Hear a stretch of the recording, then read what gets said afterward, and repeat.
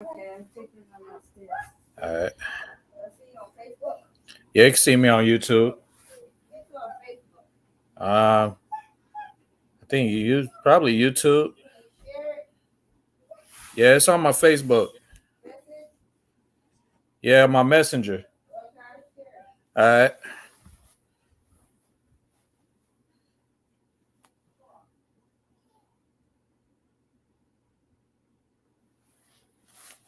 That's Hunter.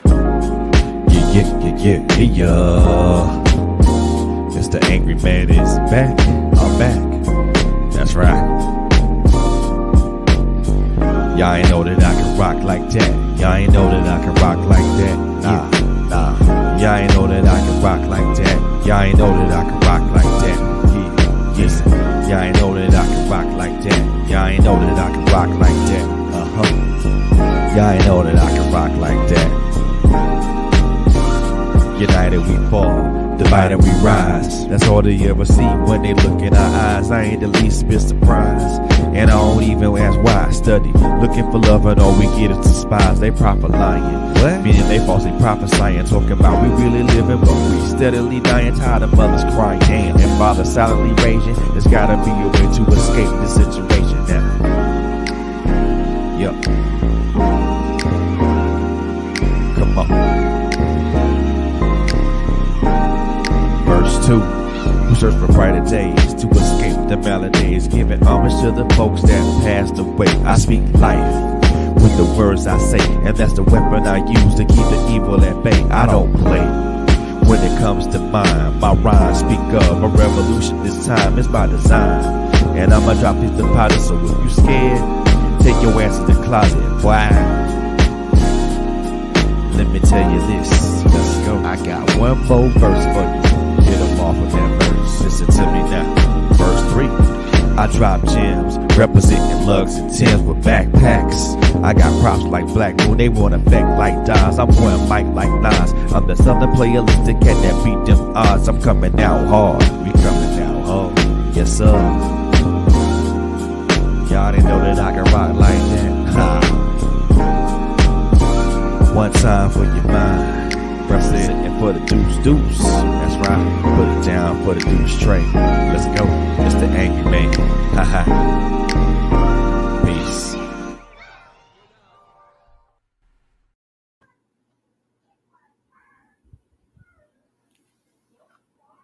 What is up? What is going on, everybody? What is happening? What is happening? Welcome to the Author's Alley and welcome to Trailblazers Radio. I am your host, Mr. Frederick Beatty. Thank you so very much for tuning into us today. You guys could have been anywhere else, but you guys are right here rocking out with us, and we most definitely appreciate that. So thank you very much in advance for that right now. So first and foremost, we want to thank you all for tuning in and rocking out with us, man. Continue to like and follow us on our various social media platforms, Facebook, Instagram, LinkedIn, as well as Twitter, as well as Linktree, and so many other platforms that we're on. Also, thank you for listening to us on our various audio streaming platforms. So also that, and also thank you for watching us on our YouTube channel, man. We're on the road to 100 subscribers, so I would very much appreciate it if you guys would go to our YouTube channel, which is Trailblazers Radio, on Trailblazers Radio with the Z on YouTube, and watch the video, like the video, and then if you like what you see, then subscribe. Then go ahead and subscribe, but only subscribe if you feel the content is something that you resonate with. So, with that being said, most definitely thank you guys just so very much, and I also want to give a big shout out to my hosts, Coco Fenton, Quinn Jones, Latalia Harris Gooden, and for them making this, for helping me make this what it is currently. And also want to thank you guys, our listeners and our viewers. And also want to give a big shout out to God, because without him, none of this, literally, this doesn't get off the ground. So most definitely want to give all praises and thanks to God. So thank you guys so very much. But now that I got that out the way, man, let's go ahead and just jump. Let's go ahead and get into this, man. So this gentleman right here, I have, doesn't need an introduction, but I'm gonna give it one the best that I know how to give it one. So first off, how did I meet this gentleman? So first and foremost, I met this gentleman. He was being interviewed on Miss Sandra Ruff Jackson's or podcast platform, and I just happened to be on as a listener and viewer, and was in the comments and things of that nature. So afterwards, we talked a little bit about coming onto my platform. Now there was a little hiccups, a little snafus, and some things of that nature, but as you can see, we're here, we're live, and we're in front of you guys. Um, this guy is a wonderful author, a great human being. So without any further ado, man, won't you guys give a warm office alley welcome to my brother, Mr. KT Brown. What's going on, bro? How you do? Good, good. I'm doing good. Thanks for having me. Thanks for having Oh, man, pleasure to have you here, man. Thank you for taking your time out of a Saturday evening um, to be with us tonight, man. I appreciate you. me. Oh yeah, no problem at all. So how was your day? How was your day? And matter of fact, how was your week? My week is the same as always, especially for a teacher. Yeah, Yeah, grading, man. the end of the school year, a lot of grading. Oof. Yeah, and on the process of getting a home. So that's just my life right now. I hear you, brother. I hear you, man. I know that I told you what my first question was gonna be, but now I kind of teacher. Yep. What grade? What grade level? I teach on the high school level. So I teach basically 11th, 12th grade, college prep honors, and I teach the dual enrollment students at the community college. Wow. So you got double duty. Yeah, pretty much. It's good though, because I came from teaching at the college before I got to the high school. So is there any difference in that? Just a slight difference. The college students, you don't have to worry if they don't show back up to class. All you do is for the college that I was at, you had to write like I forgot what you call them things, like referrals, just to indicate the student didn't show up to class, and you would move on.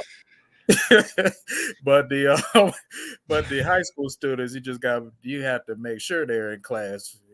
They take the roll, and then there's certain methods you have to have for each class.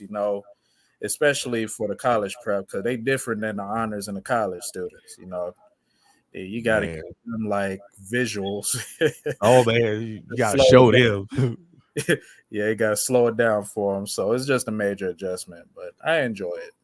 I Good. So I guess before we jump into everything, I guess the one question I want to, and this is kind of off topic and off subject, really. Oh yeah. Um, Seeing some of the stuff that we've seen, the altercations with teachers and students. Mm. How important do you think? How important do you feel that it? How important is it to you to to have the to garner the honor and the respect of your students that you teach? That's a good question. For me, you just have to get their respect by just basically being yourself, being cool with them. Not to the point where you be all buddy buddy or anything like that. You gotta be Right. strict. Of but course. you don't. But you just have to be on their level, and you have to be on their understanding, for the most part. Um, like you got teachers, like this one teacher, she got beat up by a student for taking this little game system, this Nintendo. Right. And I was like, man. And then I saw one substitute teacher provoke the fight. I'm like, that's not right. Yeah. Yeah. You, you know, Yeah. you still got to follow protocol at the end of the day, but you can't get to the point where the student is like gets ticked out to the point where they're ready to fight you. There's That's limits. true. There's limits. And I think at the end of the day, you have to be adult about it. Yeah, you gotta be professional. I That's remember my mentor, and I'm gonna use this example as well. My 12th graders, they're very mouthy and they can be disrespectful, right. but they know when it's time to get work done, and they know them zeros coming in, they straighten up fast. They know they're gonna get bad grades. They know they about to get bad grade. Like, man, let me do Mr. B's work. Yeah, let me go ahead and straighten up and act right. Yeah, because the teacher that was observing me, I thought they was gonna jump her because I was telling her because I'm a new teacher in the district, so I told her that I got him out at a certain time because the seniors leave early to go to lunch, Right. and it was to the point where she literally tried to take she didn't try to take over the class. She tried to control the students doing it the old school way. Um, but them boys literally ran over her. Like they just stormed out the class. They were like, "I'm a grown man. You ain't gonna tell me what to do. This ain't your Ooh-wee. class." I'm like, "Oh Lord, I hope they don't kill this woman." I had to calm them out down myself. I was like, hey y'all, just chill. Let's just get Just this done." calm down, you know. But I mean, I get that. I get it, man. I mean, I've never been a teacher or anything of that nature, but I have me personally have an enormous respect for any person, male or female, in that profession, because y'all, whew, y'all. First of all, y'all teaching our kids, and then on top of that, y'all give up so much of y'all time, y'all oh energy. yeah, Excuse me. And sometimes, some of the things y'all do is out of your own pocket. You oh know what I yeah, mean? So I would have immense respect for the teacher, the people, for men and women in that profession, because it takes a great deal of patience to be a oh teacher. yeah, Number one, and it also you does. have to have a love of kids and also a love of education to be a teacher. And sometimes that's a job that that's not reward. That's not rewarding all the time. Not all the time. Yeah, because you got a good bit of teacher shortages because of the low of pay as well, especially in Right. certain states. I think certain states like Kansas.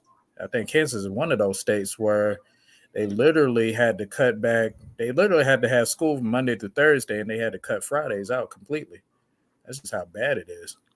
Wow. But yeah, the state of South Carolina, they ain't going for that. They making sure teachers get at least a small increase so they can avoid that Right. problem. And they're just now talking about paying teachers more in the state of South Carolina because of the teacher shortage, and they're starting to supply more funds instead of funding for the private schools like they did for years. You know. Wow. Hmm. That's what's up, man. That's what's up, brother. That's what's up. That's what's up. So let's jump into this, man. Let's get into this interview, man. So the main crux of why we're here, why you and I are arrayed here tonight. So talk about your writing and stuff like that. So let's see, where does love of writing come from? Ooh, yes. So it came from my childhood. So I always had a broad imagination when I was little. I'm gonna say since preschool. So I tried the talent of drawing, but it did not work out well. Eventually, especially once I got into the second grade, my great grandmother, rest her soul in heaven. She passed away when I was a teenager. uh-huh. Um, she helped me read and write. Um, I know my parents helped me read and write, and by the time I got to second grade, I was already proficient. So when Right. we had like free writing assignments, I used to have these characters in my head. Like one of them was this cartoon character, like a bunny. It was like a bunny with a football shaped head, like Hey Arnold. And I used to draw him, and Oh man. and he had a friend named Josh, and the bunny's name was Fuzz. And so I wrote like a small little short story when we did a free writing assignment. Right. And then I made up another character, which is one of my original characters to the series I'm writing, Peter Tucker. I came up with him since second grade, and I actually had a dream of him. It was like a thunderstorm, and it was like a wasteland with a looked like Oh a man. haunted mansion. And it was a boy with the red hat. He had like a serious look on his face. It was like a white boy with a red hat, and he had like a serious look on his face. And so I kind of developed that character with a Goku Ryu type character. Oh, okay. And then so And then from there, I started writing a little fanfic throughout middle school. I didn't really like publish them or anything, but I did had a lot of teachers tell me that I'm a great writer. And my eighth grade teacher at the time, his name was Mr. Sims. He saw my free writing, and a lot of them were just silly stories. I was just making fun of stuff. Like it was, I had like I was making up a stupid story about two guys fighting over. I forgot. It was like a loot or something in the island, and they like killed each other, and nobody got the loot. Wow. And then like satires about like I'm trying to remember them because it was such a long time ago. But I think it was like a dinosaur alien battle or something like that. Oh man. And me and my friends used to like make fun of certain things, and I used to write them. But I'll never forget my teacher was like, and it surprised me because he was like, your he was like, your writing is good enough to be published. I was like, really? These are just stories. I Wow. was just making fun of stuff. But I So didn't you said take my writing serious though until high uh school. so you said you did fanfic. So what usually when I think of fan fiction, I usually think of someone writing something that's, an obvious to either anime or some other type of thing. So Mhm. what did you write about? What was your fan? What was the fan fiction that you put? What was the source material that you were writing about? Well, I'm a huge fan of Star Wars, so Oh, I wrote a fanfic based off Star Wars, but instead of using the actual characters, because a lot of fan fiction using the actual characters. right. For the Star Wars stories, I was making up these were made up characters, but and I used them like in a whole nother timeline, like years after Luke became like the master or something like that. Oh man. Yeah. So when you said you mentioned Goku, so I'm assuming I'm gonna assume that you're anime fan too. Yes, for the most part. I've been so busy I haven't even been keeping up with anime recently. I'm more of the old school anime. I get it. I mean, some of the classics never go away. You Oh know, yeah. Dragon Ball Z, Oh yeah. That's a major Cowboy one. Bebop. Yeah, I haven't really got too much into Cowboy Bebop, but That's I that. looked at a little bit of it. You got to, brother. It's where I'll me personally, I say it's wonderful. Now compared it to the live action one, I'd rather watch the anime. So just saying. Yeah. I mean, I actually wrote a fan. I started a fan fiction based in like if you ever heard of the Gundam universe. Yeah, I know Gundam. Yeah. So I'm I familiar wrote with one. I started one, but I didn't finish it. I think I might get back jump back into that because I think people there are a lot of people that write fan fiction, and it. Mhm. it's like I've seen a lot of that stuff. Like I've seen somebody write something to in the Halo universe. Mm. Um I see actually lately I see somebody write something in the what's that? What Halo universe? I see somebody write something to Doom. Like, wait a minute, people Huh. write fan fiction on video games? What? Yeah. Okay. People write fan fiction. I even when my sister, and this is crazy, my sister was reading off of one of those apps, I think Wetpad. People writing fanfics about their favorite celebrities. Bro, I I see some of those on Wattpad, bro. Those stories are like are a lot of those folks are very, very good about what they write about, man. Yeah, yeah. I've So I been mean, hearing. go ahead, man. I'm sorry. Oh no, no, you fine, you fine. So so you've been doing this, you've been writing since a kid, since a child, since a kid. Yes. So from you started from fan fiction, then the people said your folks said that your writing was very, very good and you should be published. Hmm. What was your thought process? What was your thought process or after hearing that? Did you want to move in that direction, or were you kind of like still wanted to kind of hold your craft? Well, I just wanted to hold my craft. I didn't really thought of publishing back then. I thought it was like a major thing, and I felt like I wasn't ready at the time. Right. So And besides that, I was still into sports. Like I wanted to get back into sports at the time. I, it's a long story with that. Just make a short story of it. My dad kicked me off the football team when I was in sixth grade, and then by the time I got to middle school, I got rusty. But I wanted to get back in the game, so I focused less on my writing and more on my athletics. But my grades wouldn't allow it. So I get that part, brother. I yeah, do. so but I Talented as an athlete, but horrible. Grades are just horrible. yeah, the grades were terrible back then. I didn't take I didn't take school serious at all back then. I'm just gonna be honest.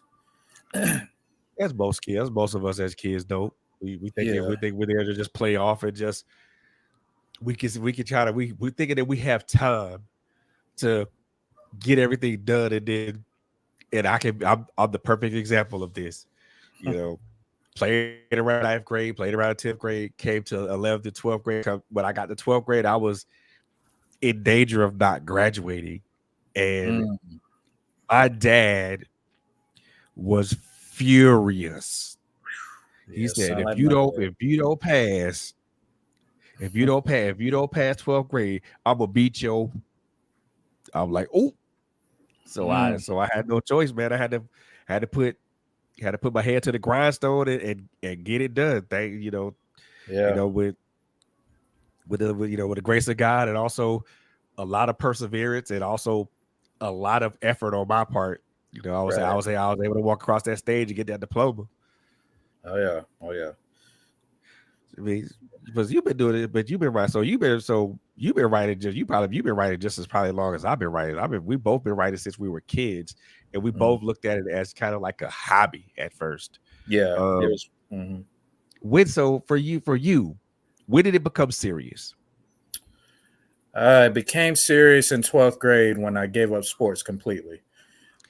When Ah, yeah, when because I tried to get my athletic, my sports career back. Um, I was playing football. I gave up basketball because I didn't like the coaching there. The coaching strategy was horrible. I gave up baseball because I was very rusty in it, and I had dreams of getting injured, and I had a dream of having a bad year. I did not want that to be my reality. So I quit baseball. Football was all that I had left. When I wow. played football, the coaches showed a lot of favoritism. I didn't get any playing time, and I was supposed to be wide receiver, but the coaches already knew who they wanted. So Yeah, so I was like, you know what? I'm about to be a senior. You know, I failed the eighth grade, which caused me to be a 19-year-old senior. right. So I was 19 years old as a senior. I was like, I am not being 19 years old as a bench warmer in a high school team. So I quit. Man. So I quit completely, told cold turkey. The head coach was mad because I quit, but I'm like, I'm not getting any playing time, so it's no point of me being on this team, and I'm just gonna sit on the bench. I'm not warming the Did, bench for the starters. did he try to appeal to your sense of responsibility and honor? No, he like when I first quit, he just had that upsetting look on his face Well, I mean, as soon as the school year started. I mean, what you want me to do? I'm going to be riding pine the whole year. I mean, Exactly, there's no upside for me. Ain't no scouts coming to look at me. So I mean, what's the problem? What's the problem? I don't exactly. see the. I mean, me personally, I don't see the issue with that. I mean, I think that what you did probably was probably more likely for the better, because I mean, it Yeah. put you in a better position to be more focused on other things. Mhm. So you never know what your life path is gonna be like until we actually walk it anyway. So I mean, you Mhm. quit football was probably for the better thing. You Yep, know, it was. It was.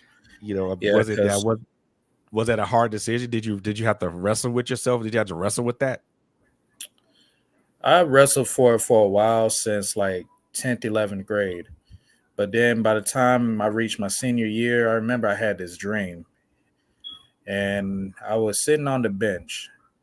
and the sky like popped out, and I knew it was Ooh. God talking to me. He said, "You know what you got to do."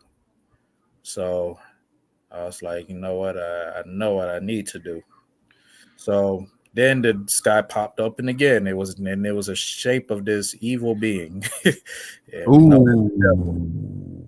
And he said, "You might as well stay where you at."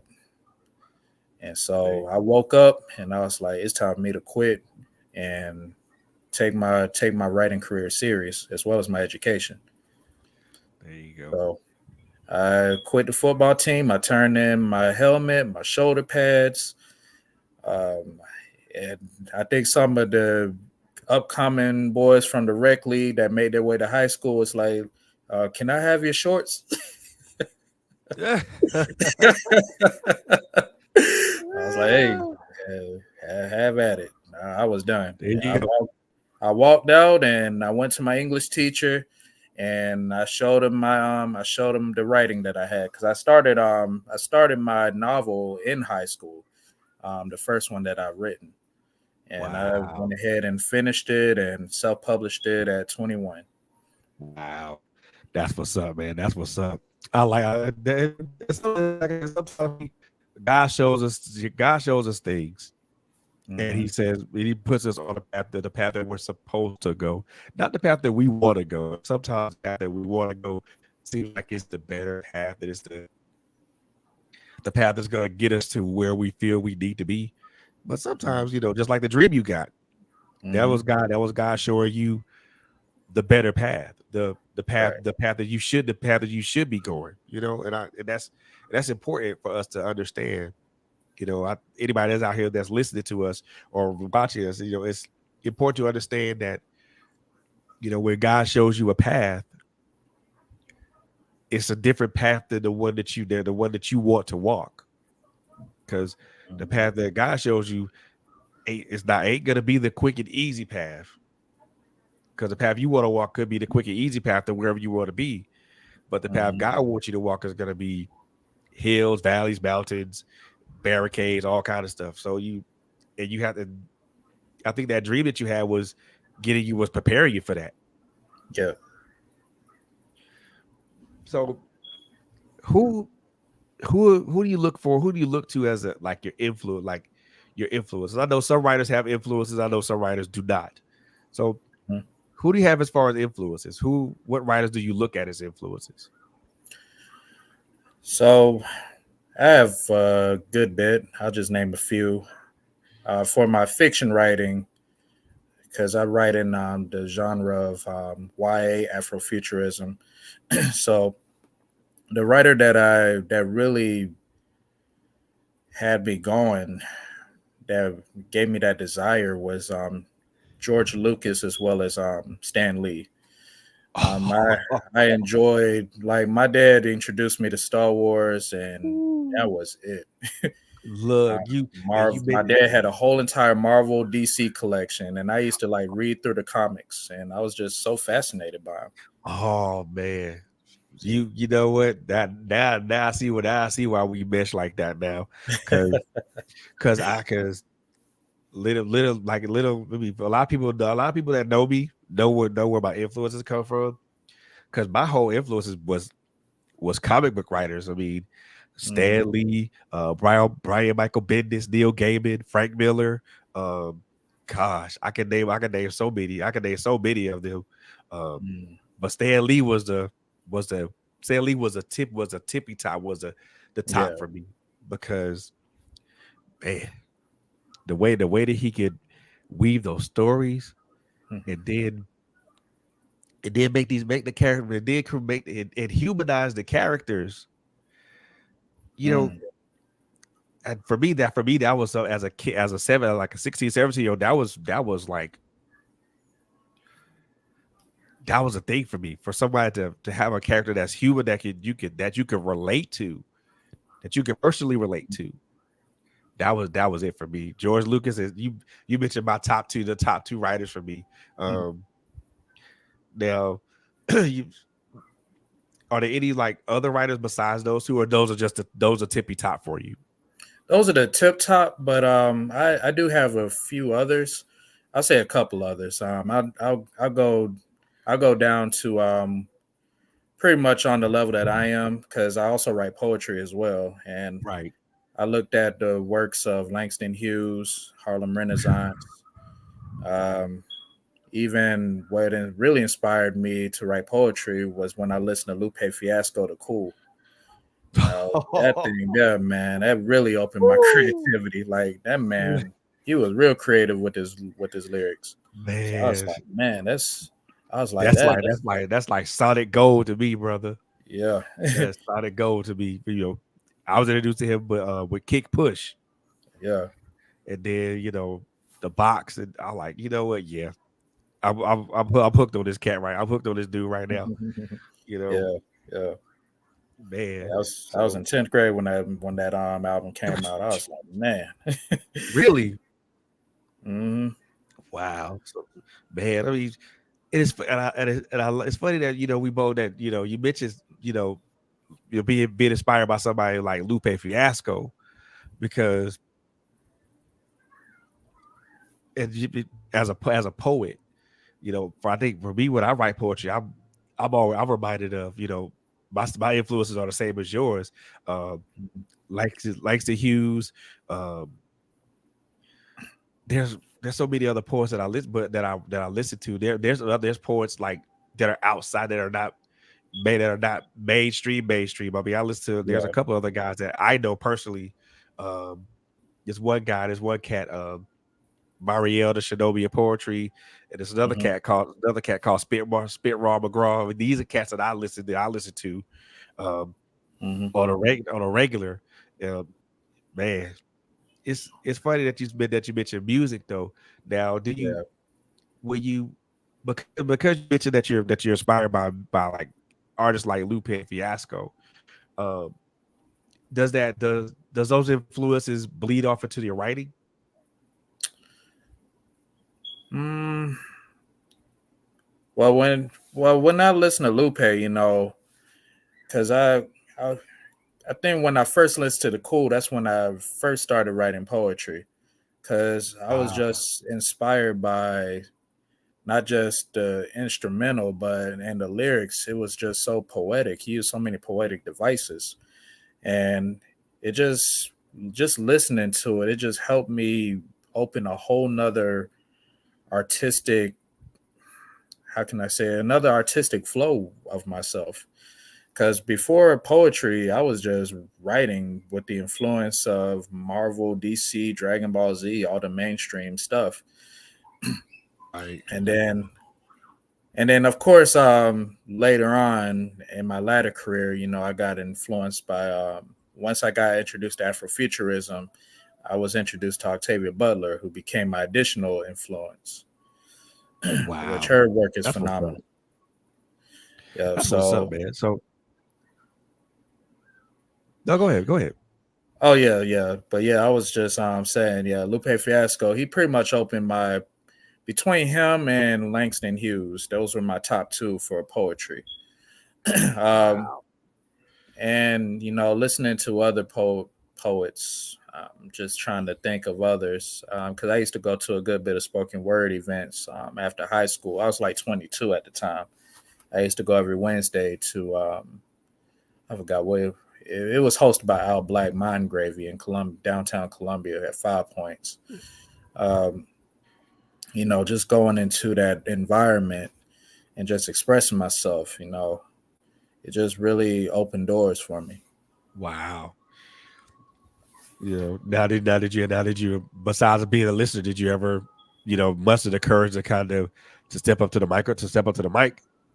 Oh yeah, yeah. Every night I used to be on the mic Oh because wow. before I went to that venue, I used to recite my poems a lot at my old church.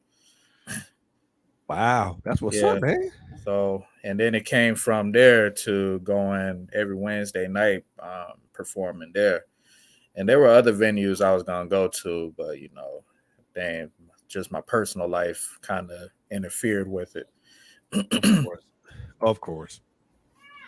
I like that you mentioned that you were influenced by so many things. I mean, we as writers, or actually we as human beings, we're influenced by a plethora of people and things, and those influences are the things that help push us or shape our journey, wherever that journey, wherever that road leads us to. I mean, and I love the fact that that you have those influences, the musical influence with Lupe Fiasco, also being influenced by um, by Stan Lee and George Lucas. Not to mention other people that you've been influenced by in your journey. It is Mhm. it's nice to know that and nice to hear that, because a lot of people will say, "Well, I'm influenced by this," and they'll kind of be plain Jane about it and Yeah, really not say anything. It's kind of like be plain Jane about it and not say yeah, much to it. But it's nice to hear that you're influenced by a great many people, and those influences, believe it or not, do bleed or do bleed on the page. Do bleed on the page. right. So now you mentioned something that was called Afrofuturism. What Mhm. is that? So, in a nutshell, if you watch the movie Black Panther, Right. that is an example of Afrofuturism. Really? So, yep. So, Afrofuturism is basically picturing a future Africa or a future African diaspora. And it expresses pretty much the art, pretty much culture, art, and technology, as well as the science. So, Wow. Afrofuturism is basically an extension to the prior Black movements, um, even the contemporary Black movements, Wow. such as like the age of hip hop, which is mainly dealt with music. Um, Prior to that, the Black Arts Movement, Harlem Renaissance, so Afrofuturism is just that extension from those movements, but it focuses more on the future part of Africa through mainly dystopian societies. Oh wow.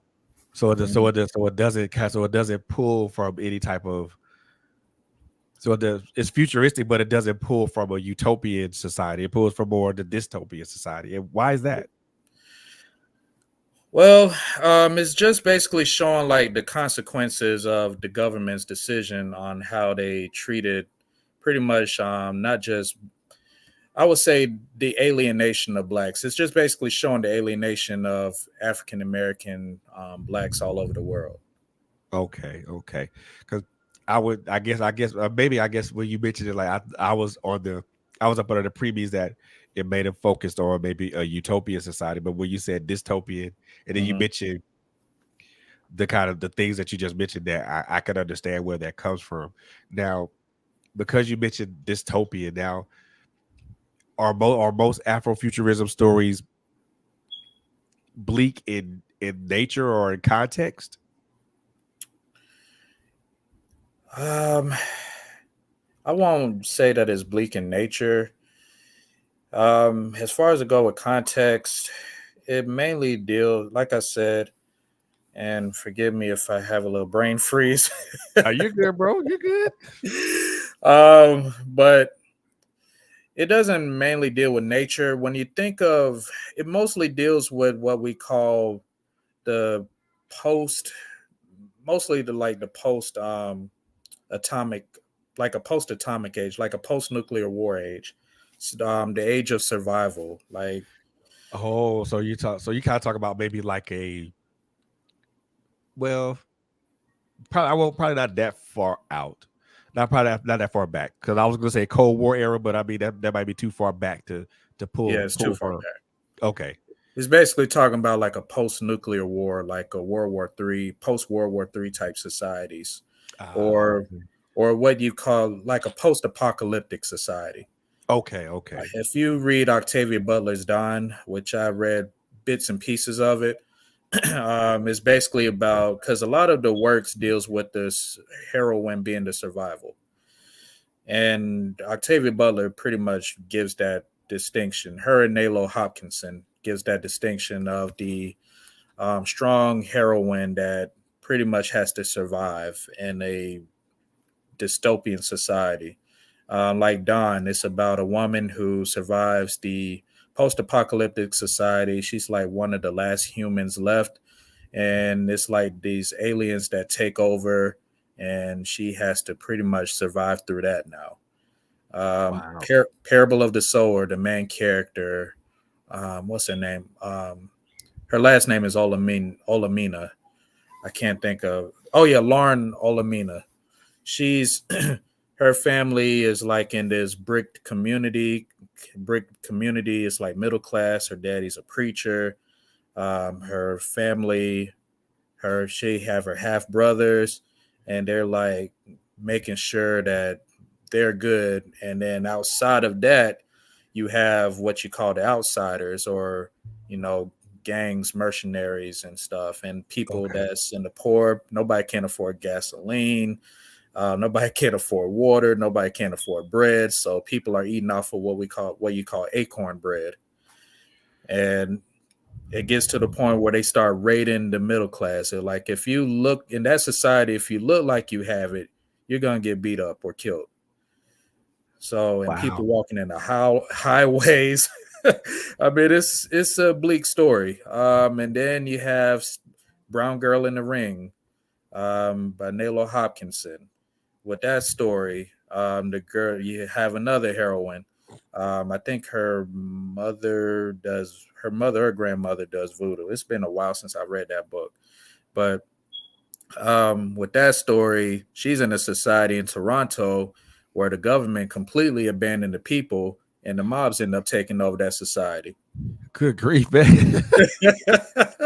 So that's just an example of Afrofuturism. I mean, So it's just basically that alien blacks being alienated, and it's just that what you call a regret, or pretty much a regret of what how government treats the low class society.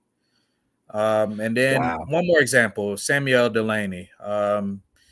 His novel Babel 17. It's not a dystopian novel. It's more futuristic. It's like deep into the future. It kind of reminds you of a Star Trek type story. Right.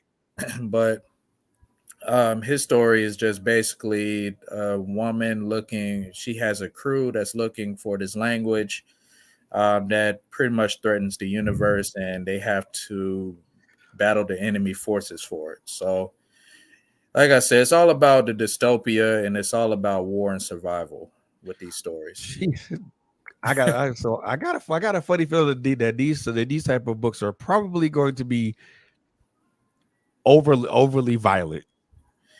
Yeah, trust me. I've read especially the Parable of the Sower, and the Parable of the Talents. Whew, yeah, it was cringe. It was cringe worthy when I read that. When I read it, it was good, but it was cringe worthy. Because I mean, because the first thing when you mentioned dystopian and post nuclear conflict setting, the first thing that came to the first two things that came to mind was Fist of the North Star and Metro 2033. Those are the Mm, first two things that came to my mind.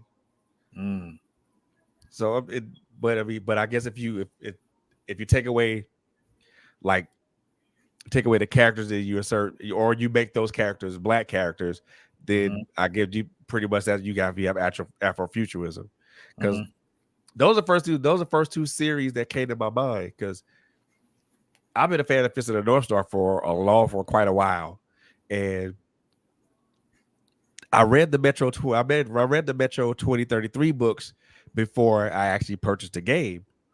mm, So wanted to see there if there was any differences between the novel and the game, and they pretty much we all know the differences when you try to translate something translate one media to another media. There's going to be differences and omissions, but mm.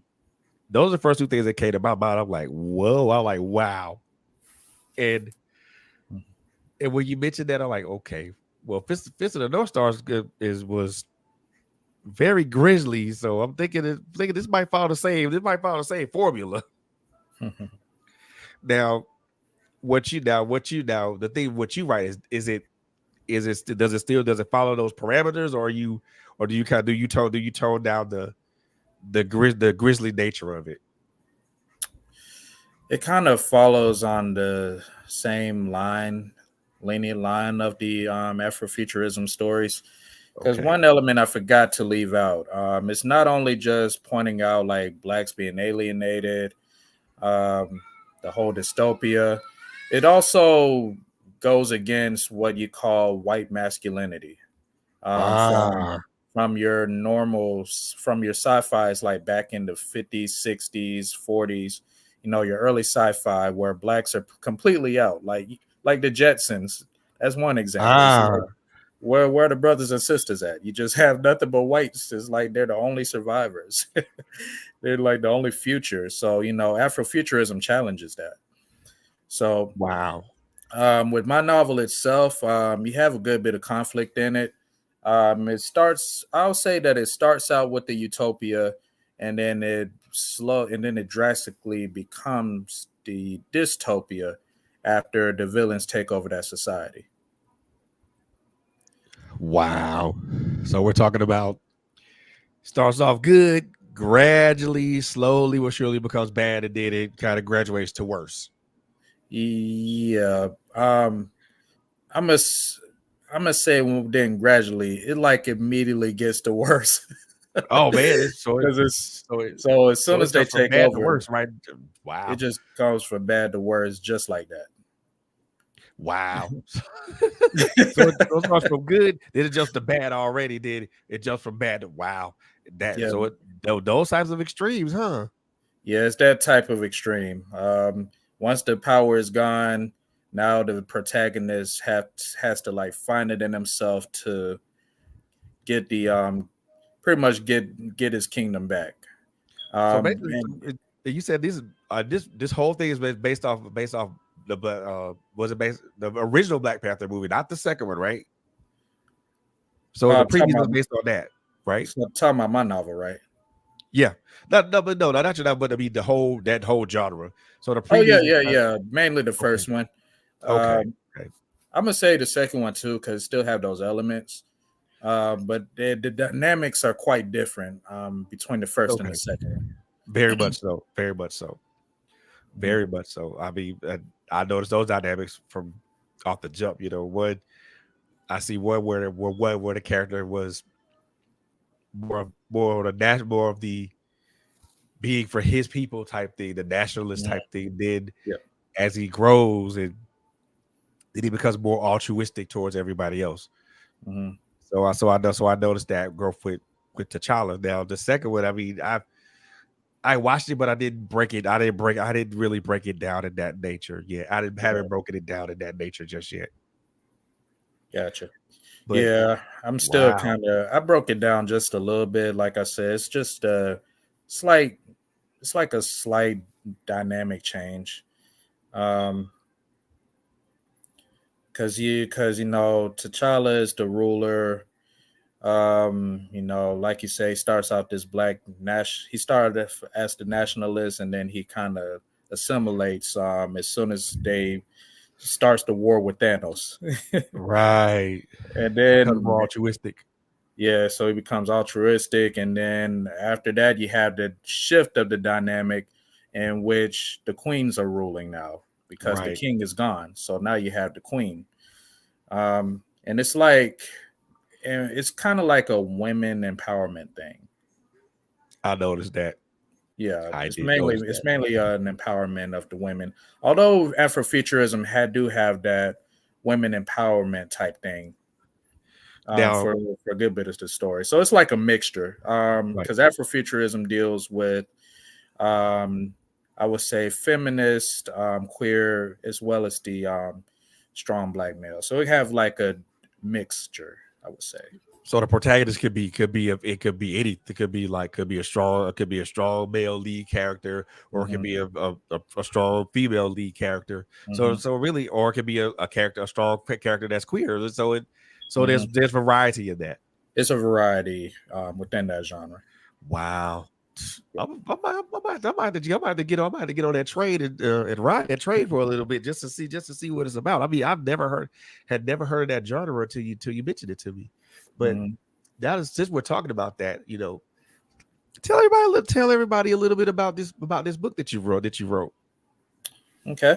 So the book that I wrote is called Path of the Lion, Rising Kingdom Part 1, The Birthright.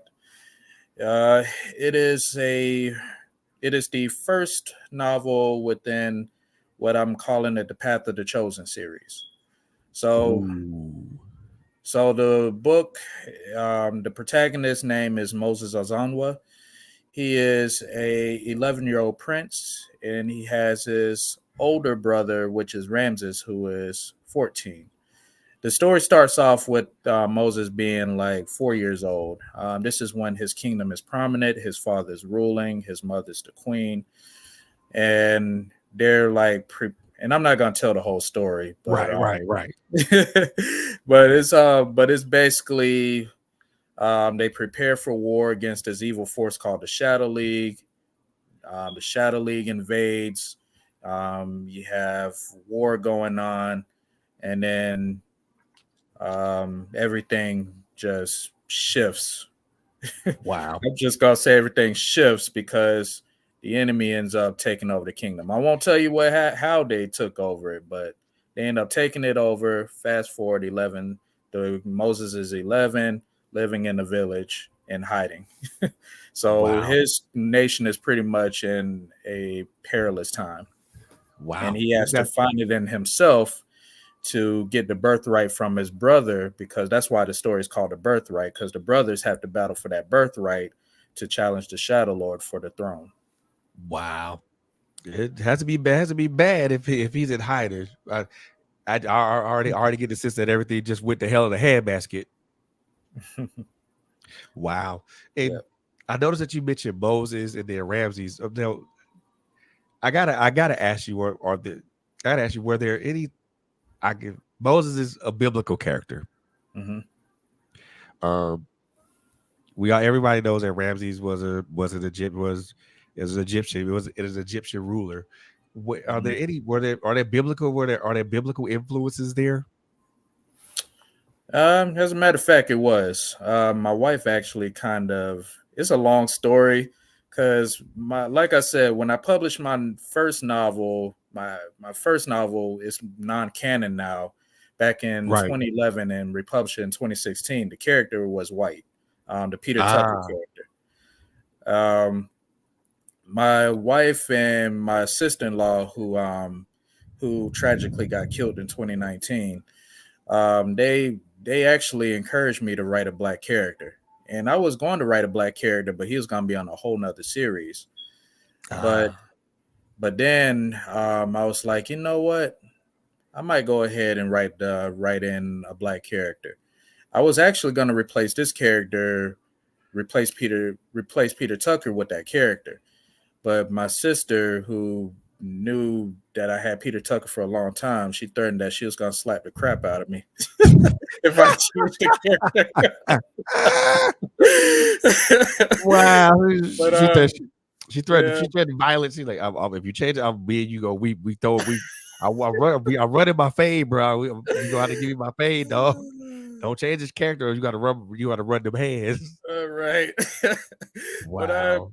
but she wasn't the reason, though. but but she did actually say that, but that wasn't the reason. I had to just put that joke in there. But Hey, look, I'm pretty sure it was probably one of the reasons. it was one of those minor reasons. But yeah, one of the major reasons why I couldn't replace him, because that character had a significance in the story, and it wouldn't have felt right if I took him out and replaced him with the other character. Right, So right, instead, I went ahead and I was like, you know what? I kind of took the idea from Marvel. I was like, you know what? I'm gonna go ahead and put these two characters in two different worlds, not two different planets, but two different nations. Um, right. the Moses character would be in the African like nation, and Peter would be in the American European like nation. So, Okay. so I went ahead and got the idea. I didn't know what the name the Moses character yet. My wife actually helped me with the name, because we was looking at Prince of Egypt at my brother and sister in law's house in Charleston at the time. She was like, you know what, Peter and Moses and Ramses would be would be a good character for you. I was like, you know what? That does sound like some good characters. So I went ahead and ran with it. I got the Moses character as well as the Ramses, and I kind of referred them off the Bible. Because I thought of the Moses character like King Hezekiah, who was the youngest king of the southern kingdom of Judah in the Bible. Oh, okay, got you. And then Ramses, he was the brother. He well in in biblical stories, he was known as Moses' brother. There are other Right, stories right, where there are other stories where he's not, but that's a whole debate for something else. but but then you had other brethren in the Bible too, like Jacob and Esau, right, Ishmael and Isaac. So I pretty much had that dynamic between the Moses and Ramses character, which pretty much gave me the idea of the two battling for the birthright, the two being ears, princes of a pretty much the king who's empowered by this higher God, this higher being. right. Wow. I love that, man. I mean, that's a great dynamic though.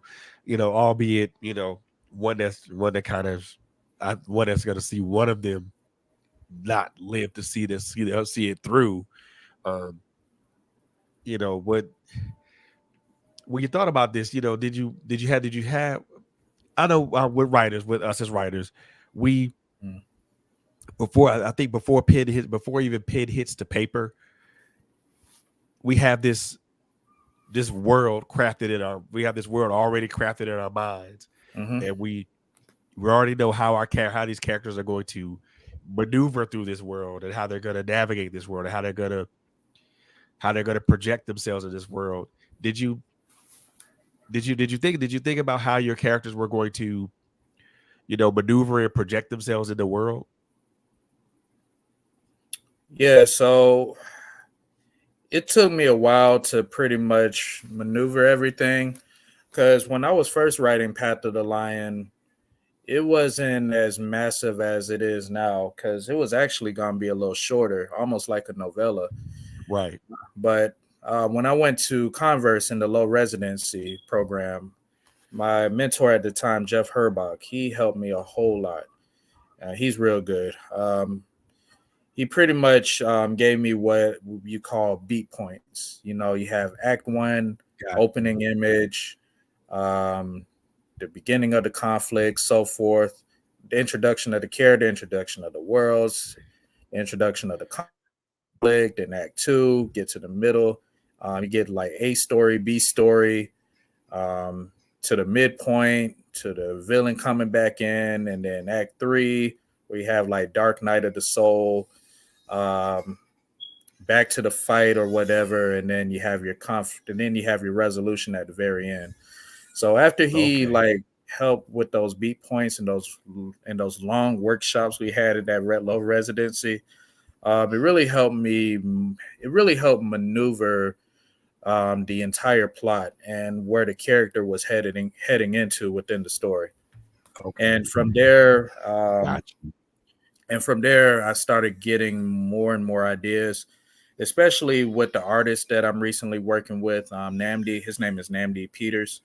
The art cover inspired me to like make more minor changes, which is way different than my creative thesis that Converse pretty much put in the archives. Wow. So, and he did a phenomenal job. Matter of fact, I have the cover right here. Yeah, so he pretty much, Oh, that is a yeah, nice cover. yeah. So when That's he a drew nice the cover. Yeah, so when he drew the spear, I'm like, man, I should add that to my novel. I didn't even think about that. Man, that's a nice cover. It wow. I think that usually when you have a cover, it usually will explain what the reader's gonna be, what the reader's gonna be getting into. Hmm. Wow, that's a nice cover, man. That is beautifully drawn. Yeah. That hand drawn. No, actually it's digital. You know what? It could have fooled me. It looked like hand drawn art to me. Yeah, But yeah. that's a beautiful cover, man. I love it. You know, Thank you, thank you. And I guess for me as a person that now, because I, from when I write these stories, I mean, I craft this world that these characters are going to be in. Sometimes I think now, I guess the one question I ask you, how important is it for you as a writer to create a living, breathing world where these characters, where the for your characters to inherit? How important is it you for to create that living, breathing world? It is very important. You literally have to imagine this world. Uh, it's to the point where your reader has to feel it. Like you have to have the right dynamics, the right wording, the right setting, the right description. You just have to have, you just have to paint it like a motion picture, and Right, you just have to put it into words. Because without that description, without that wording, without that art form, it's just going to be bland. It's going to be vague, and it's going to be hard to understand. Especially if you just throw in the history of that world without like adding the dynamic of the characters in it. Because I think I did that one time, and some of the writing that I was working on when I was first going into the low residency, and I didn't know, I was still trying to figure out this world, and wow, I didn't get tore up. Workshops, you got to take what you give. You got to take what they give you, and it's there, and it's to help you. And I took a whole lot that day. But you definitely have to, yeah, you definitely have to have not just an imaginative thought, but you just have to have that process in your mind. You have to have that description. Description is everything. And you have to use, and in most cases, you have to use those characters as the dynamic of the scriptures. Because right, because with the description that I had, especially in the first chapter, when I introduced the world, the character is like asking the master, "Who are all these people?" And the master goes on to, which the master name is Ngazi. He tells Moses each time. He tells Moses each clan, their color, what they represent, their power. He tells Moses the important history of the world. So it has more of a dynamic than just telling your reader up front, okay, this is the history. This is what happened in this time. This is what happened in that time. This is the clan for that. The reader have more of a feel to the dynamics within the conversation and more of that emotional feel. So that's definitely what you want to have within your writing. wow. And I love that. I love that, man, because I think a lot of writers. I will say, I mean, I write fiction, so I know that it's very important for me to craft it, to craft this world for these characters to inherit. And I know it takes. I go out in most cases. I go to great lengths to do that. You know, I think about setting. I think about you know environment. You know how the characters maneuver in the environment, how they react to people in the environment. You know, Mm-hmm. it's and for as a writer, you can go crazy with this. You can there's so many things you can do with that. You can literally go crazy with that and create this world that's immersive for the reader, Mm-hmm. but also entertaining for the reader as well. You know, the reader can open the page and they can once they read the first page or maybe the first couple of pages, they're immediately immersed in the world, and they can see themselves as like a spectator in the world or like a cameraman moving the camera around as these events happen. Mm-hmm.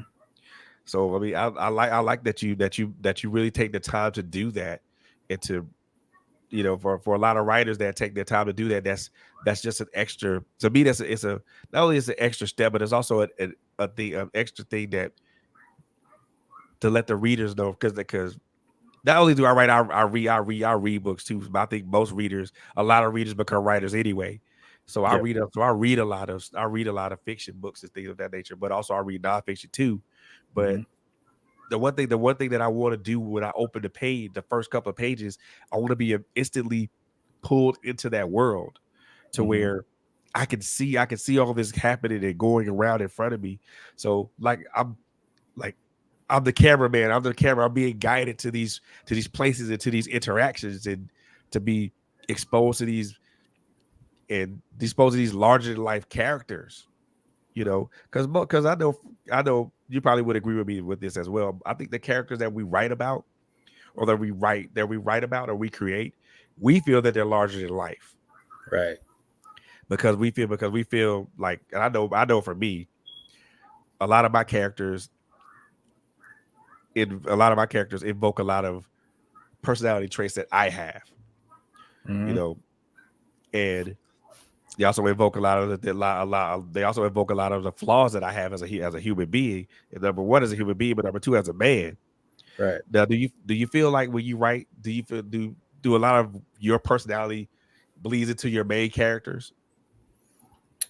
Yeah, each time I actually do feel like each of my characters have some type of my personality. I know Moses has that personality of, you know, when things go horrible, sometimes it's like he has that conflict within himself, that fear. But at the same time, he has that he's humble. He has a loving heart. He's very humble. And growing up, I always had a humble and loving spirit. My character Peter Tucker, he's the same way. He's very humble and very balanced. I'm balanced as a human being. I'm very calm in every situation. So though those two characters definitely have those certain parts of my personality. Wow, I love that. I like that. And again, as writers, when I think a lot we put a lot of ourselves in the pages. Mhm. I think we do that inadvertently anyway. But now within that would and one thing I always ask because even though this is a fiction book, there's always a message Mm. in in what we as writers create. Um, what message should be what message should the reader pick up on as they go through the pages of this book and once they come to the conclusion of this book? So one of the messages behind this novel is pretty much never give up. I would say, um, when horrible things go wrong, when things go bad, you just want to be encouraged, and you don't want to give up. And also another message I would say with this novel, especially for young children, because especially for young teens, preteens, because I know I wrote a matter of fact, somebody wrote a blog for me. Her name is Sylvia. She's also an educator. She wrote a blog based off of that as well. But for young teens, it's about pretty much coping through any type of trauma that you have, and you just have to cope. You just have to find ways to cope through it. Moses Wow. goes through a lot of trauma. He has to cope through it, and not only cope through it, but he had to find his destiny along with that. So it's a lot of pressure there. Doubly that's doubly difficult, to as a as an 11-year-old to kind of deal with the level of trauma that he's dealing with, but also in the same instance in the same breath try to figure out what his destiny is and stand up and stand tall in that. That's a lot for a lot of hell a lot of kids hell a lot of adults to take on really honestly Yeah, if we're gonna be honest about it, because yeah. a lot of adults find it very difficult to deal with the traumas that we go through, the traumas Mhm. that we experience, and then the traumas that we still experience, and then to still try to still try to stand tall and walk upright in the path that we've been shown, the path that we chosen, or the path that God put in place before us. That's a lot to take on. That's a lot to put on. That's a lot to put on on narrow shoulders, but even more a fragile psyche. Mm. So that's a lot. I mean, but but you mentioned that in the end, in the end, I guess if it comes to fruition for that character, you know, I'm not gonna ask you is this. I'm not gonna ask you if these are happy endings for these characters because I don't want to spoil Mhm. anything. Yeah, Because I got a funny feel there not gonna be too many happy endings at this point. yeah. But now I think now the one thing I will ask because this book is it has the it has those grisly and you know moments into it. Those grisly moments. Did you find writing those moments difficult, or were they kind of easy to write about? Well, in ways they were difficult because even some of those scenes, it was like I'm gonna say it was pretty dark. And it was kind of cringing a little bit. And then some of those scenes, it was like I just had to kind of go through it because I went through loss personally. Right. I lost a best friend in 2016 and my mentor at the same year. My best friend, he childhood friend, died in a head-on collision, and that was like a day before my spring break, my junior year. Um, my mentor died of a heart attack. That Wow. same like a couple months later. Then I Gee. dealt with loss. Well, my wife dealt with loss with my father-in-law. That was before we even got married. He died mysteriously. We still don't know to this day how he died. She just dropped him off because my wife is from Beaufort, South Carolina. So Right. she dropped her father off to the dialysis when she was still living in Beaufort with her parents. And after she dropped him off, a few hours later, her and her mother got the call that he was dead, and they embalmed him and everything. They didn't even get Oh a chance to man. say goodbye. Oh man. So So sorry for y'all loss, man. yeah, That's gotta be that's hard. and then my sister-in-law, she got shot and killed in 2019 by her cousin. She got shot in the head in his home. That was one of the most tragic losses that I've experienced in my life because she was like a sister that I never had. She's like the big sister I never had, and dealing with that loss was just as bad as dealing with my best friend's loss. Ooh, So putting that in the novel itself, it was just hard. Just pretty much writing the experiences of those tragic deaths in the novel. It was like I coped through. I managed to go through. I managed to go through it, but it was like healing in a way. right. It was Uh, basically healing. right. I think writing those difficult scenes, especially when we've experienced that. I know for me, I know for me, for my first book, first and second book actually, um, there were some scenes in there that were emotionally gripping um, for me, and it was difficult to write through, um, and difficult and emotional for me because for me, I had to stop Mm, at a point because if I would have kept going, kept writing, I would have literally broke. Well, I actually did break down mm, and I cried because you know me being from a situation of um, being on both ends of domestic violence and stuff like that, but also mm. navigating my own personal mental health journey and things of that nature Yeah. um, were the two things that were the most difficult for me to write about. Mm, And it's it's hard. I think it's hard when you do that because, especially like when you say you're writing about scenes, these are scenes there that are the scenes that you write about are extremely violent in nature. And mhm, at the end of the scene, one person's left standing, one person's not standing, mhm, and then there's that that thing that attachment with loss that you have to kind of navigate through while you're writing this, and it's almost like everything that you all the losses that you've taken, all those come back as you're writing it is like it did it ever get to the point to where you just had to say you had to put your pen down or just stop typing? Yeah, I remember one morning, and this was before I made the decision to divide my novel into two parts because it was gonna be humongous. Like the novel, when I put it in novel form, it added up to the document ended up with 400. The actual book format ended up in 600 something pages. But before I made that divide, I was right at the end of the story, and I'm not gonna spoil it because that's in part two.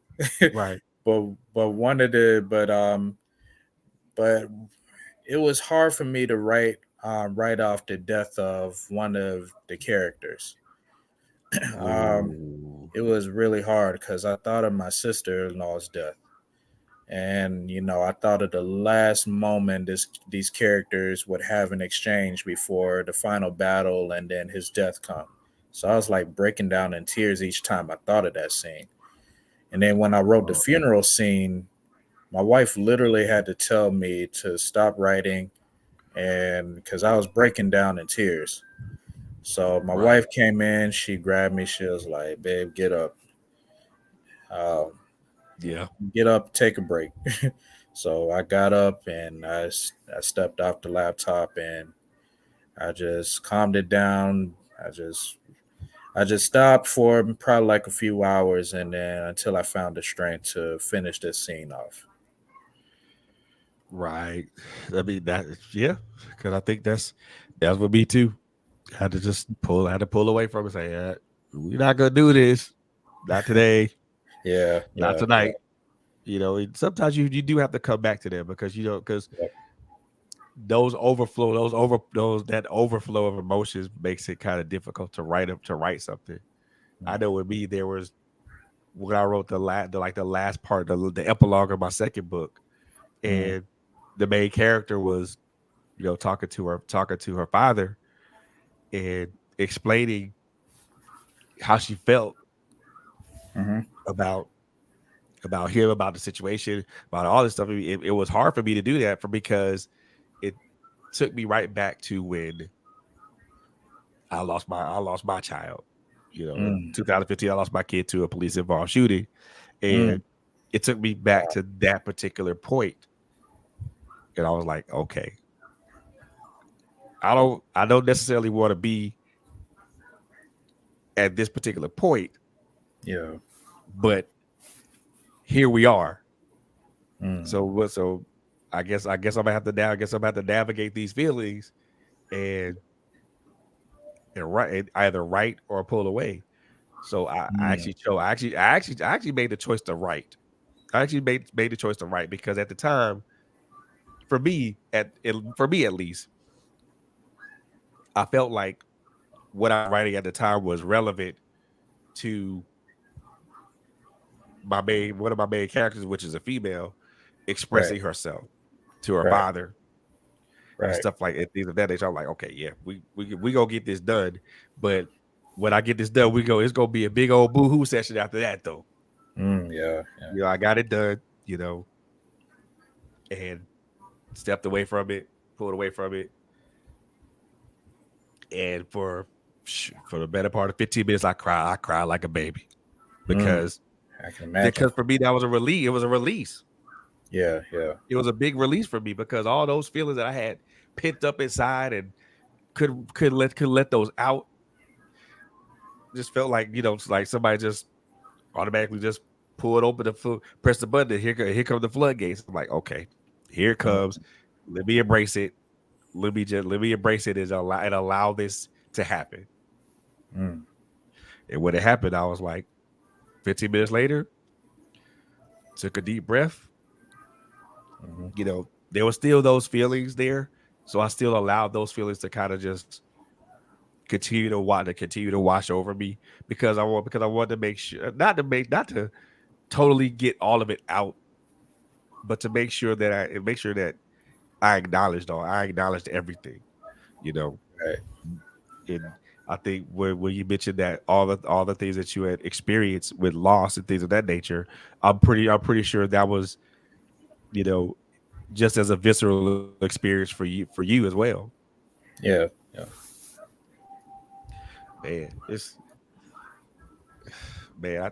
The one thing I'm gonna say to everybody that's out here that's listening and watching, you when you read these books that we write, you know, not only myself and Mr. Brown here, but me and any other authors that I've interviewed or any other authors that you see on social media, things like that. You guys have to understand that there's a large emotional investment in process in that, because Mr. KT will tell you right now, we our emotions and our feelings pretty much bleed on the page, Oh yeah, most definitely. and if we don't do that for like we don't do it because for any type of effect or anything like that of that nature. We do it. We write those scenes and those stories because even with fiction, there's even with fiction, there's truth in it. There's truth in fiction, y'all. Just to let y'all know that fiction isn't always fiction. There's truth in fiction. Mm, The truth in the fiction is that pulling away the layers of the main characters and stuff like that to get to the number one, the message that the author put it forth. The mm, second thing is understanding where the author was emotionally at the time, and then when they wrote a specific scene or set of scenes. So I've always said that to people when someone asks me, do you write fiction? Yeah, I do write fiction, but there's truth in my fiction. mm. And people are like, how's there truth in a story that's not true? There's my truth. There's my truth in that story. You know, and like I said, your truth, because it's a young adult story. The truth in that it is the truth for someone who's a young adult who reads this lets them know, hey, look, no matter how things look, is to not give up, never give up, stay the course. Um, no matter how difficult it is, stay the course, stand tall, um, walk in the destiny that God has placed before you, and you know keep going no matter what. Keep going no matter what befalls you. And that's a great message for a lot for that's a wonderful message for kids and adults today.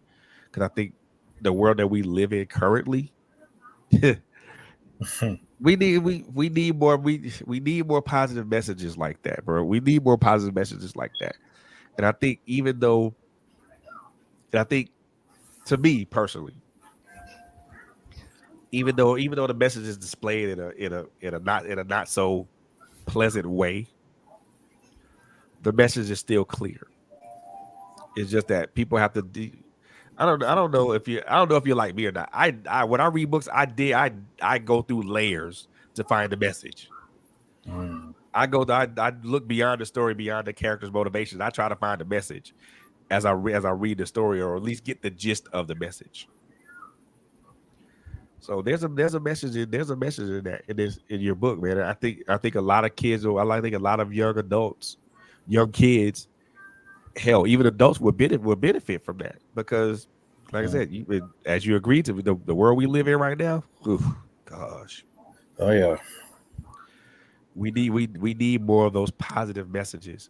It doesn't matter the source of the positive message as long as it's a positive message. It can be a ugly.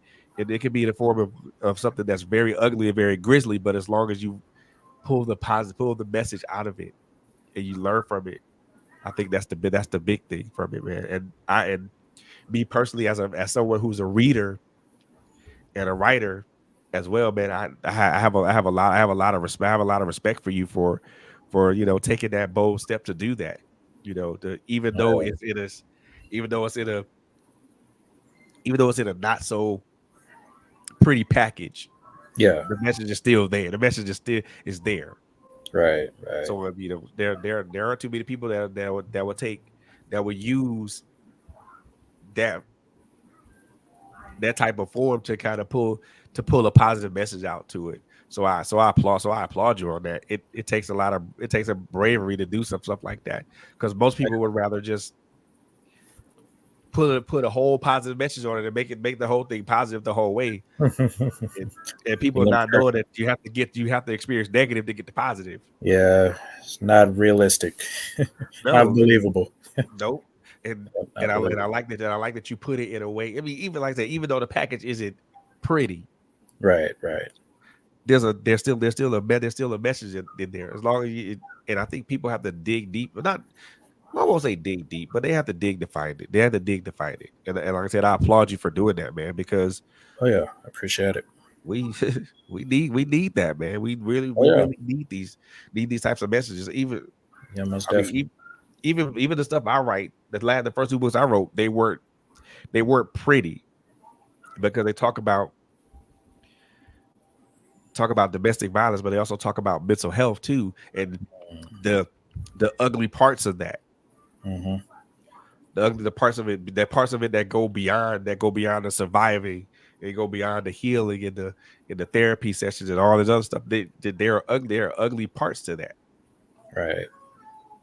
But everybody wants the pretty package.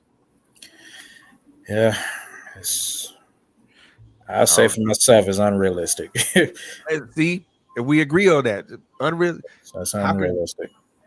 how can you read something that's not real, Mm-hmm. that doesn't relate to you? Mm-hmm.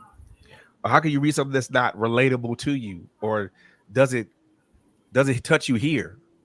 I mean, if I read something and it doesn't touch me here, first of all, I mean, if it doesn't intrigue me here, it has to intrigue me here first, and then it has to touch me here. So it has to touch both parts of me for me to even say, okay, I can swing with that. I can dig that. I can relate to that. Mm-hmm. Most people think that reading, I don't know. I guess I'm just a weird person like that. I'd rather be touched, here and here with my heart and mind with a story, especially something if it's a good story, Oh yeah, you I mean know. it's nothing. It's definitely not weird about that. I mean, yeah, as a reader, you just have to feel it out. Yeah, No matter how you feel it out, you just have. Because even me as a reader, I always like to read something that'll move me in the sense that I can pretty much relate to, like mentally. As I mean, as well as the heart as well. How you do it as well. I mean, like I said, the story just have to move you in some shape or form. It oh has yeah, to. I mean, even in a traditional critical reading response or any yeah, type of reader response, the reader has to fill out the story that relates to life. Period. Yeah, that's it. there's no such thing as a perfect harmony. It's just if I would read any story like that, I would just close the page immediately. Like this has no conflict. I don't see the point of this. This isn't real. Yep, yep, There's and I'm with you nothing. on that. It's nothing. It's not human. There's nothing of substance there, It's nothing of substance. Nothing of value. right? And I want and I'm, if we're the same people, I want to have value. I want to take away value in what I read, Hmm. but I also want to add value. I also want to add value to what I write. Right. Exactly. And I love that approach that you take because again, you want to add value, but you want to add value to what you write because when Hmm. someone picks up the book and they go through those pages, they will see that value. Right. Whether they see it intrinsically or whether they see it, straight if they see it outwardly, they'll Right. see their value. Right. But yeah, I love it, man. I love it, man. And I've most definitely enjoyed talking with you tonight, man. But before I Oh yeah. let you go, man, before I let you go, I always Mhm. ask two questions of my guests, man. The first question is, and this could be this could be a Bible, this could be a Bible scripture or a quote. So Mhm. what is your favorite Bible scripture or quote and why? Oh, that is a good question. Um. Well, You said Bible quote or scripture? Bible scripture or your favorite quote. Okay. I'm trying to think because I have many. But I'll just say one. I'll just say one of those. And it's just come to mind. The Lord is my shepherd; I shall not want. Good word. I love that. So, so for that, why do you feel that's your favorite one? Well, it's my favorite one right now because no matter what we go through in life, the Lord is always the Lord is always with you. He's your shepherd. He leads you, he guides you. You pray. When you pray, you always want to pray for his guidance, because we as human beings, terrestrials, can't do it on our own without that higher We sure power to can. guide us. We sure so can. so especially what I've recently been going through. I just and that's literally my prayer is just for God to guide me, like with my home, guide me with my guide me as I go to work every day, um, guide me as a family man, a husband, a father. Even in my writing, I ask for him to guide me because Hey, every writer's. It's a writer that says every writer have gets his writing from a higher power. yeah, The true. power I get is from him. He's the source. He's the one that gave me the vision of these worlds. Uh, so Wow. I so love that. that's I love that, brother. oh yeah. I do. I love that one because like we all get our inspiration from somewhere, and that somewhere is always that higher source. And I love that. So the second question that I always ask my guests is, and this is kind of a the explanation is multi-part, but the question is quite simple. Hmm. So as we all know that there we that you know we all know this thing called a marathon, right? And Hmm. there to me that there are stages of it.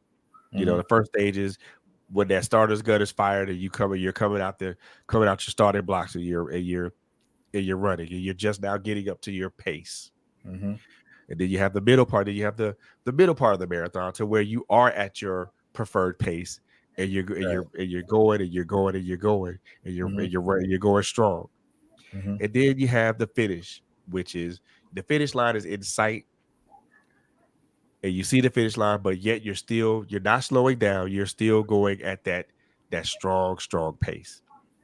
Um, Now the question is this: Hmm. thinking about your experiences, your life experiences, um, from childhood up to this current moment. Hmm. Putting the release of your books and also your writing into that as well. Hmm. Where do you see what part of your marathon are you in currently? It's a good question. I'm gonna say I am almost. Well, I won't say I'm almost at the finish line. I have a whole lot to go. I Right. think I may be close to the middle. I Okay. want to say I'm close to the middle. That's So I what's up. might be in like the second or third lap. There you go. I like that. And the funny thing about it is every person that I've asked that they've always mentioned the middle.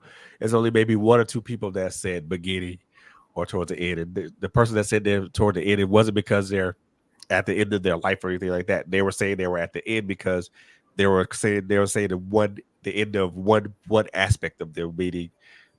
The part of them, like the musician that there was finishing up that race, and now they're beginning another race. So Mm. I because when he said the end, I'm like, "Whoa, huh, dude, you 23 years old? What do you mean?" And did he explain it to me? I'm like, Yeah, "Oh, okay, I got you, I got you, I got you." that's a good perspective, though. Yeah, because he was like, "Nah, man. I mean, I'm at the end of this. He said I'm at the end of this marathon with music as far as music is concerned. So I'm Mm. I'm just running to the finish line to this so I can begin so I can start something else." I'm like, oh, Mm. okay, cool. That's what's up. I like that. And Hmm. it's interesting that I when I ask that question, it's all it is not to say it's always the same answer, but I love to hear the perspectives. Yeah. Um, when they say what part of the end, I love to hear those perspectives because Hmm. it let sometimes it lets you know where they are, where they are as far as their life is concerned. I mean, just like you said, you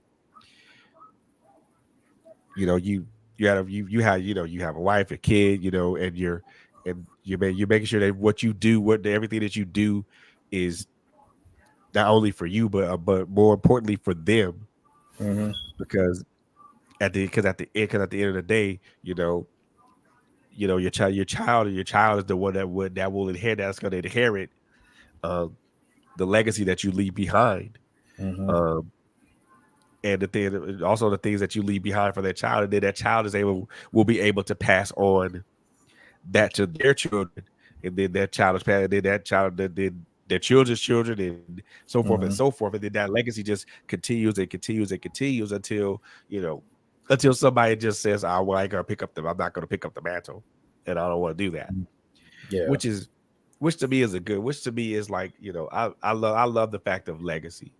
Um, I want to be able to leave things. I'm 50 years old, man. I want to be able to leave something. My goal is to leave something behind for my granddaughter. Mm. My Right. goal is to leave something behind, at least leave something behind for my kids, but Right. more importantly, leave something behind for my granddaughter because Hmm. at the end of she's the one that's gonna pick. She's the one that's real. She's the one that's really gonna pick. Really gonna be one to pick up the baton and decide if she wants Right. to run with it or not. Right. Right. So I love that, man. I mean, and it's a good thing is, and I'm happy that with this book, as well as anything else that you're endeavoring to do, that you're leaving a legacy behind, not only for yourself, but also for your child, for your children, and for their children's children. Right. Big, much respect to you, man. Much respect to you, brother. Much respect to Yeah, I you. appreciate it. Appreciate it. So, one last thing I want you to do before we sign off here, man. Want you to tell everybody who you are, where they can find your book at, and where they can find your social media. So the floor is yours.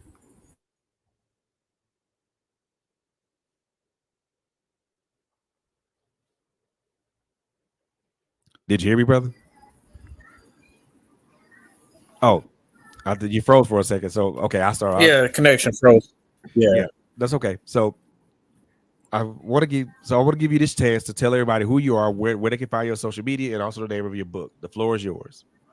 All right. So, once again, my name is KT Brown. My novel is called Path of the Lion Rising Kingdom, Part 1 The Birthright. It is on sale online on Amazon as well as Barnes and Noble online store. Um, you can follow me on Facebook. You can pretty much follow my fan page or pretty much my fan page, KT Brown, or you can follow me on my personal page, KT Brown, on Facebook. Um, Also, you can follow me on Instagram, KT, believe it, KT underscore Brown 077. If you just see me holding my two babies with my wife, that's me. Um, um, Also, I do have a TikTok as well. It's under Lion Footprints. And then you can follow my YouTube page, which um, I haven't uploaded videos recently, but still follow it. You never know when I'll give updates on that page. Hey, I said now's a good time to do some uploads, man. Oh yeah, I would say I mean do a reading. Yeah, it could be the one thing that I've learned as a writer. So I've learned to try to do, and I haven't done this for a while, but I think I'm going to get back into it. Is doing readings of my currently published stuff, just so people can know, say, hey, this is who I am. This is what I do. This is what I write. This is what I've written. Hope you guys can enjoy this and stuff like that. I actually might start back doing. I won't say I ain't might. I actually will start back doing that. Start back doing that because I yeah, think it's really important to kind of connect with the people who read your work, So that way Yeah, they can keep abreast of who you are. yeah. I was thinking of doing more readings on YouTube. Uh, I'm just gonna definitely work around my schedule and Right. try to fight my sleep off when I get home because I literally crash when I get home, especially on Fridays. I'm like, I know, man. I know. I mean, I appreciate you taking the time to, to talk with me, man. Because I know when the moment you got on, you're like, damn, I want to do. I want to crash or or not. yeah, yeah, be I fighting was, it. I fight it a I whole lot. was. Trust me, I was in the same. I was in the same mode earlier. Um, Mhm. I got off work at 5, and I'm like, you know what? I I was I didn't want to go. I didn't want to go and exercise, but I would. But I did anyway, and I'm kind of glad I Yeah, did because that gave me the energy boost that I needed to get this done. right. So, man, first, brother, I appreciate you coming on Oh tonight, yeah. man, and just taking the time out of your Friday evening, and tell your beautiful wife, and your children, thank you very much for allowing me to steal you for a while. I Mhm. appreciate it. um, Yeah. man, but we're most definitely going to get in touch, man, because I most definitely want to do a follow up interview with you. Um, and I got some I'm I looking got some forward other to it. things coming down the pike, bro, that I want to kind of cue you in on. So we'll most definitely be in touch. Okay, yeah, most definitely. I'm definitely looking forward to it. Yeah, Yes, hopefully by sir. then part two will be out. Yeah, I mean, I got some other things outside of books that Oh, I got you. I got you. I most definitely want you to be a part of. Okay, yeah, So most definitely. most definitely, I will go most definitely kind of cue you in and clue you in on what I got going on. So man, so keep your messenger open, and I'll shoot you the details and see what you think about it. Okay, yeah, most definitely. I'll be on the lookout for it. Cool. Ladies and gentlemen, boys and girls, introducing to some, well, to all, my brother KT Brown. You got a check out his book Path of the Lion, The Birthright, available currently right now on Amazon and Barnes and Noble. Please go check him out on all his various social media outlets, y'all. And do me this one favor. When you if you do pick up the book, if you do pick up the book and you read it, do be this one solid. As a writer myself, you you guys don't understand the value of reviews. Mm, I have to, and I have to. I don't want to overstate this, but I feel I have to. The value reviews are like currency to an author. mm, it is. Reviews help us as writers to improve our craft, to bring you better content, to bring you better stories, to bring you more robust stories. So please, if you do pick up the book and you do read it, please do me a solid by leaving a review. It doesn't matter if it's a positive review, it doesn't matter if it's a negative review, it doesn't even matter if it's an indifferent review. Hopefully, Just it leave won't be a negative. right. But the way I see it, positive, negative, indifferent, it's a review, but it helps Yeah. us as writers to Oh improve. yeah. So, but Most definitely. positive. So I'll say this, I'm in agreement with KT. Positive reviews are preferred, but negative and indifferent reviews are just as welcome because Yep. negative reviews help us as writers to improve. And as a writer, that's the one thing we want to do is improve. We want to bring you better stories, better content, you know, more robust and deeper worlds for you as a reader to dive into, more detailed and fleshed out characters. So please do me that solid.